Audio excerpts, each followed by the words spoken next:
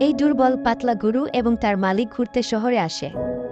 তখন কিছু লোক সেই গরুর দুর্বল অবস্থা দেখে মজা করতে থাকে। এতে দুঃখ পেয়ে গরু ও তার মালিক সবুজ ঘাসে ভরা মাঠে চলে যায়। সেখানে গরুর মালিক গরুকে প্রচুর ঘাস খাওয়ায় এবং নিজে বাদাম খেতে থাকে। সে গরুকেও বাদাম খাওয়ায়। ধীরে ধীরে দুজনের শরীর ঠিক হতে শুরু করে। তারপর তারা আবার শহরে ফিরে আসে। লোকেরা তাদের দেখে অবাক হয়ে যায়। এ কি? আপনি এখনও এই মালিককে লাইক করেননি?